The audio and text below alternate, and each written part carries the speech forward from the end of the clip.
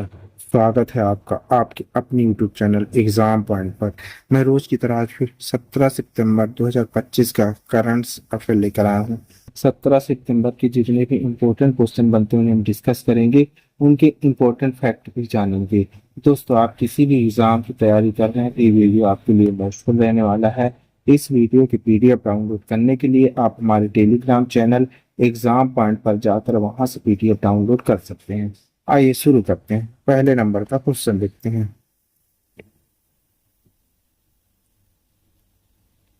पहला क्वेश्चन देख लेते हैं।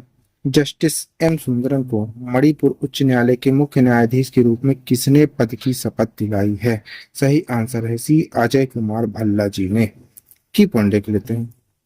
जस्टिस एम सुंदरम ने 15 सितंबर 2025 को औपचारिक रूप से मणिपुर उच्च न्यायालय के 10वें मुख्य न्यायाधीश के रूप में शपथ ग्रहण की।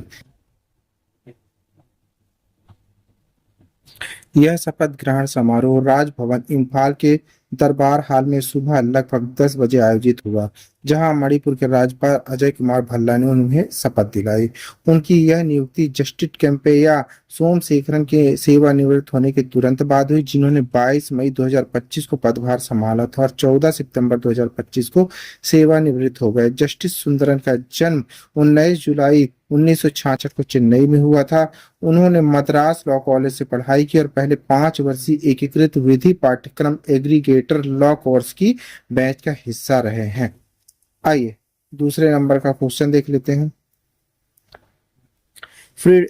फ्रीडम एज संयुक्त सैन्य अभ्यास किन देशों के बीच आयोजित किया गया है? सही आंसर है बी, अमेरिका, दक्षिण कोरिया और जापान के बीच। की पॉइंट लिखते हैं। अमेरिका, दक्षिण कोरिया और जापान ने 15 सितंबर 2025 को संयुक्त रूप से अपना हवाई और नौसैनिक अभ्यास फ्रीडम एज दक्षिण कोरिया जेजू द्वीप के पास शुरू किया।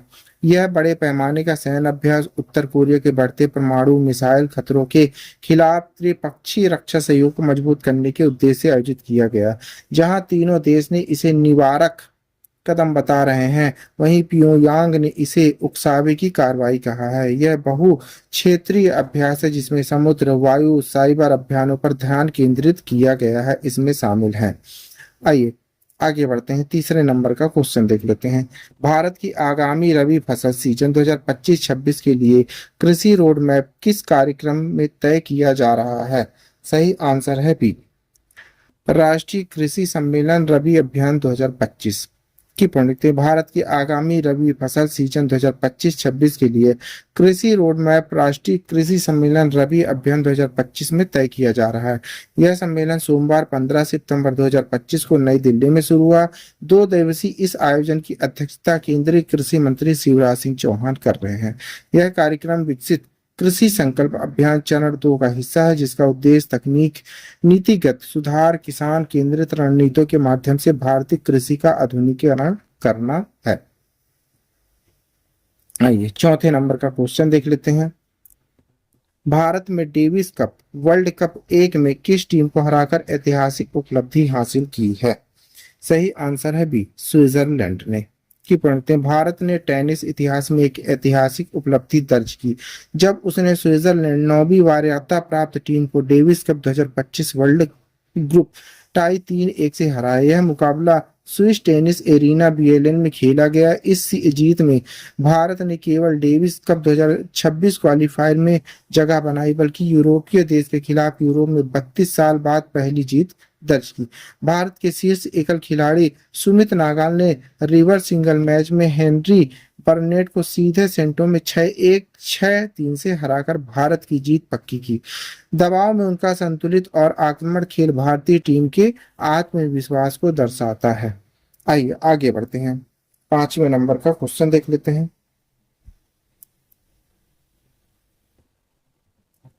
पांचवा, भारत की थोक मूल्य सूचकांक WPI आधारित मुद्रास्फीति कितनी रही है?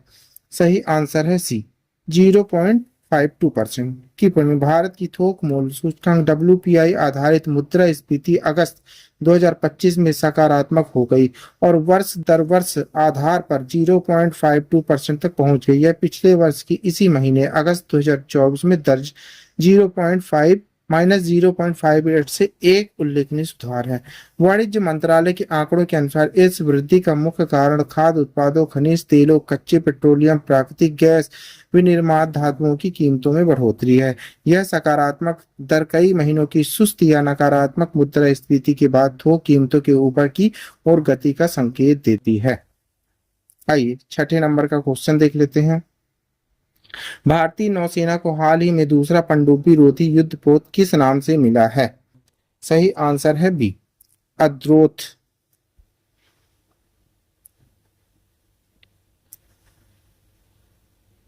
की पॉइंट देखते हैं। भारतीय नौसेना को दूसरा पनडुब्बी रोधी युद्धक पोत अद्रोथ मिल गया है। रक्षा क्षेत्र की सार्वजनिक उपक्रम company garden rich shipyard build engineer GRS limited ने पनडुब्बी रोधी युद्धक पोत अद्रोथ भारतीय नौसेना को सौंप दिया।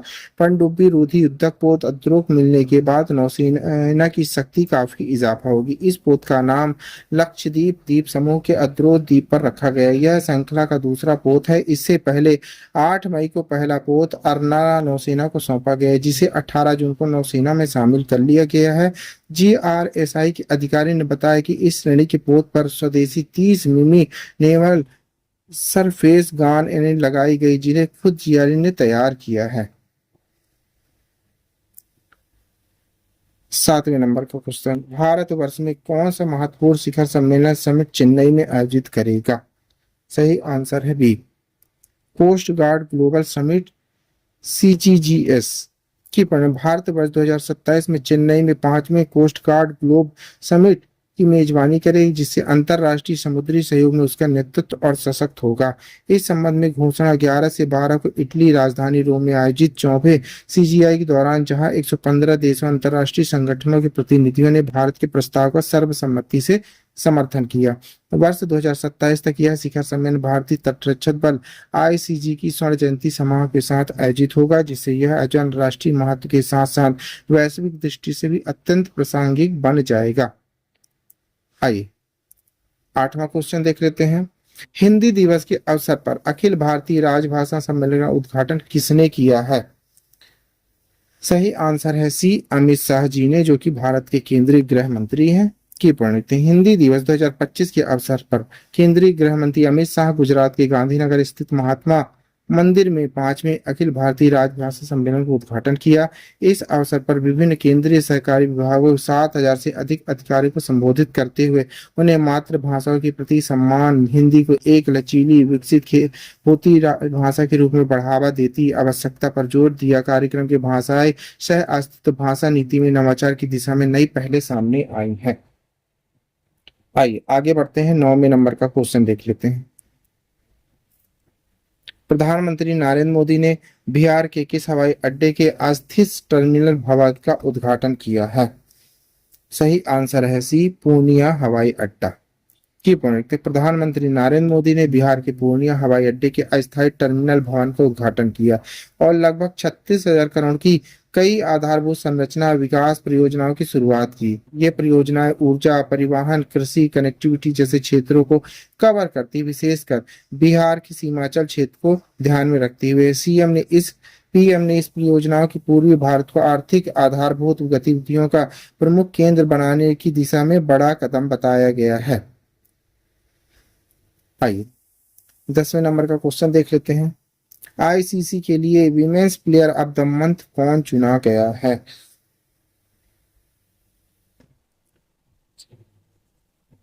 सही आंसर है सी, अर्ला पेंड्रागॉस्ट। की पॉइंट रखते हैं। आयरलैंड की उभरती हुई क्रिकेट स्टार अर्ला पेंड्रागॉस्ट को अगस्त 2025 के लिए ICC women's player of the month चुना गया है।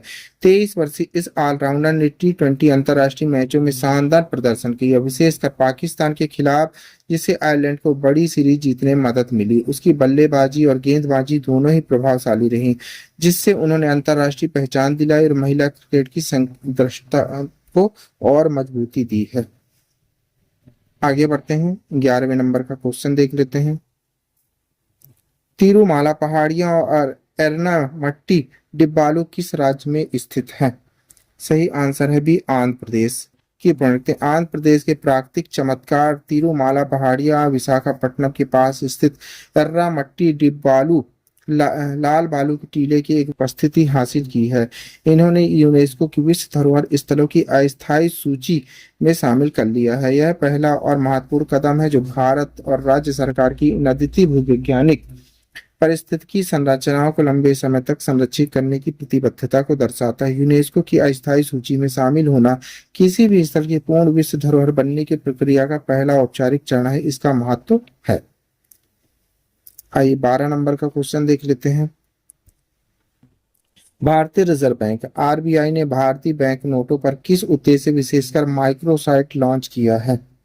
सही आंसर है बी, जनता में नोटों की डिजाइन, सुरक्षा विशेषताओं और जागरूकता बढ़ाने के लिए। की पॉइंट, भारतीय रिजर्व बैंक आरबीआई ने भारतीय बैंक नोटों पर एक विशेष माइक्रोसाइट लॉन्च किया जिसका उद्देश्य जनता में नोटों की डिजाइन, सुरक्षा विशेषताओं प्रति जागरूकता बढ़ाने के लिए पोर्टल पर उपलब्ध है और इस वेबसाइट पर उपलब्ध है। इसे नोटों से जुड़ी सभी विश्वसनीय जानकारी का वन स्टॉप डेस्टिनेशन बनाया गया है। यह कदम ऐसे समय में उठाया गया है जब नकली नोटों की समस्या, नोटों के विनिमय से जुड़े सवाल आम जनता के बीच महत्वपूर्ण बने हुए हैं।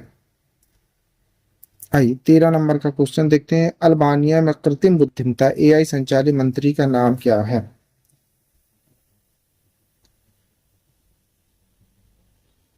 सही आंसर है सी, डिएला। की पूर्ण, अल्बानिया ने इतिहास रचते हुए दुनिया के पहले कृत्रिम बुद्धिमत्ता एआई संचालित कैबिनेट मंत्री नियुक्त किए हैं। प्रधानमंत्री एदी रामा ने तिराना में सोशलिस्ट पार्टी की सभा में डीएलआर का उद्घाटन किया गया। डीएलआर को सार्वजनिक खरीद फरोख्त का कार्यभार सौंपा गया। क्षेत्र अवसर, भ्रष्टाचार और असभ्यता के लिए बदनाम है।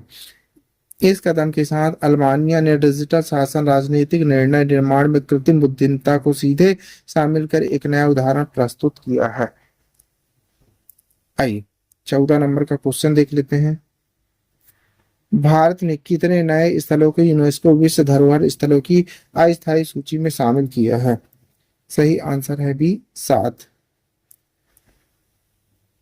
कि भारत ने वैश्विक स्तर पर अपनी संस्कृति और प्राकृतिक धरोहर की मान्यता को मजबूत करने की दिशा में एक महत्वपूर्ण कदम उठाया है। 12 सितंबर 2025 को यूनेस्को में भारत के स्थायी प्रतिनिधिमंडल ने घोषणा की कि 7 नए स्थलों को यूनेस्को विश्व धरोहर स्थलों की अस्थायी सूची में शामिल किया गया है। इस कदम के साथ भारत की इस सूची में कुल प्रविष्टियां 69 हो गई, जिसमें 49 सांस्कृतिक, 3 मिश्रित और 17 प्राकृतिक धरोहर शामिल किए गए हैं। अस्थायी सूची का उद्देश्य किसी स्थल को अंतिम विश्व धरोहर सूची के लिए नामांकित करने से पहले उसकी पहचान, महत्व को प्रमाणित करना, जिससे वैश्विक स्तर पर स्थल की उत्कृष्टता, सार्वभौमिक मूल्य की मान्यता मिलती रहे। आइए 15 नंबर का क्वेश्चन देख लेते हैं। भारत ने स्पीड स्केटिंग विश्व चैंपियनशिप में किस स्थान पर आयोजित किया था? सही आंसर है बेइजिंग, चीन में। भारत ने 2025 स्पीड स्केटिंग विश्व चैंपियनशिप बेइजिंग, चीन में ऐतिहासिक उपलब्धि हासिल की, जहां 2 भारतीय खिलाड़ियां आनंद कुमार, वेल कुमार और कृषि शर्मा ने अपनी अपनी श्रेणियों में स्वर्ण पदक जीती है। पहली बार है जब भारत ने स्पीड स्केटिंग चैंपियनशिप में खिताब अपने नाम किया, जो परंपरागत रूप से दक्षिण कोरिया, कोलंबिया, इटली जैसे देशों का दबदबा खेल रहा है। 22 वर्षीय आनंद कुमार वेल कुमार सीनियर पुरुष 1000 मीटर स्प्रिंट 124 लेबर स्वर्ण पदक जीतकर इतिहास रच दिया। उन्होंने 500 मीटर स्प्रिंट में 43.072 सेकंड का समय निकालते हुए कांस्य पदक भी जीता और विश्व चैंपियनशिप में वरिष्ठ वर्ग पदक जीतने वाले पहले भारतीय बन गए। आइए लास्ट क्वेश्चन देख लेते हैं। मोहम्मद सिराज ने कौन सा पुरस्कार जीता है? सही आंसर है बी, आईसीसी पुरुष महीने का सर्वश्रेष्ठ खिलाड़ी। कि भारत के तेज गेंदबाज मोहम्मद सिराज को अगस्त 2025 के लिए आईसीसी पुरुष माह का सर्वश्रेष्ठ खिलाड़ी चुना गया है। उन्होंने इंग्लैंड के खिलाफ ओवर में खेले गए एनएस तेंदुलकर ट्रॉफी के अंतिम टेस्ट में निर्णायक प्रदर्शन करते हुए भारत की जीत में अहम भूमिका निभाई। सिराज भले ही इस महीने केवल एक ही मैच खेला, लेकिन उनकी शानदार गेंदबाजी ने उन्हें न्यूजीलैंड के match Henry West Indies gender seal को पछाड़ते हुए प्रतिष्ठित सम्मान दिलाया है। आइए आपके लिए क्वेश्चन है, इसी क्वेश्चन का आंसर आप लोग को कमेंट्स बॉक्स में देना है। क्वेश्चन देख लेते हैं। प्रधानमंत्री नरेंद्र मोदी ने 16 16वें संयुक्त कमांडर सम्मेलन का उद्घाटन कहाँ किया? नई दिल्ली, कोलकाता, मुंबई या चेन्नई में? दोस्तों इस क्वेश्चन का आंसर आप लोग को कमेंट्स बॉक्स में देना है। क्वेश्चन का आंसर आप लोग कमेंट्स बॉक्स में जरूर दीजिएगा, भूलिएगा नहीं। आप पढ़ें 17 सितंबर 2025 का डेली करंट अफेयर। दोस्तों आप किसी भी एग्जाम की तैयारी कर रहे हैं तो ये वीडियो आपके लिए मोस्टफुल रहने वाला है। इस वीडियो की पीडीएफ डाउनलोड करने के लिए आप हमारे टेलीग्राम चैनल एग्जाम पॉइंट पर जाकर वहां से पीडीएफ डाउनलोड कर सकते हैं। Thank you for watching my video. इस वीडियो को ज्यादा से ज्यादा शेयर करें, लाइक करें, कमेंट करें। थैंक